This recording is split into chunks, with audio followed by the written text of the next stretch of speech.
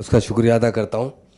मैं एक दो बात बताना चाहता हूँ। पुराने शहर से दो ब्रिजेस बन रहे हैं अध्यक्षा, काफ़ी ज़माने से बन रहे हैं। जब से बीआरएस दौर हुकूमत में बहुत तेज़ी से काम हो रहा था।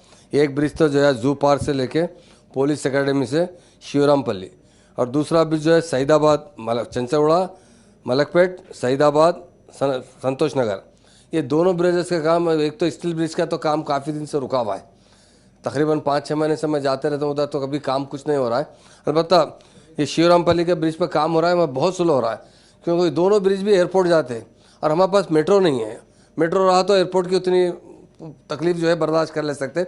मेट्रो ना होने की वजह से नीचे से जो रोड है वो इतनी खस्ता हालत में है कि आदमी जाने के लिए बहुत मुश्किल होता है। कई लोग जो है इंटरनेशनल पैसेंजर वहाँ से जब जाते हैं तो फ्लाइट उनके मिस हो जा रहे हैं। अंदाज़ा लगाते हैं कि लोग हम 1 घंटे में एयरपोर्ट पहुँच जाएंगे या ज़्यादा आधा घंटा पहले निकलेंगे, और बाद में 2-2 घंटे तक रास्ता जाम रह रहा है। वहाँ पे काफ़ी तकलीफ हो रही है, रोड इतनी खस्ता है। और कल भी आप जानते हैं, कल भी हमारे बहुत से दोस्त ने ट्रैफिक के बारे में बताया पूरा तफसील से। ट्रैफिक जाम होती जा रही है और मैंने कई बार कमिश्नर साहब को भी तवज्जो दिलाया। मैं आपके ज़रिए मिनिस्टर साहब से गुजारिश करता हूँ, वो रोडों का काम अच्छा, जब तक ब्रिज बने कम से कम इंटरनल जो रोड है वो अगर अच्छी साफ़ सुथरी रहेगा तो लोग एयरपोर्ट पहुँच सकते हैं। और एक गुजारिश ये है कि मेट्रो का काम जल्दी से जल्दी शुरू किया जाए।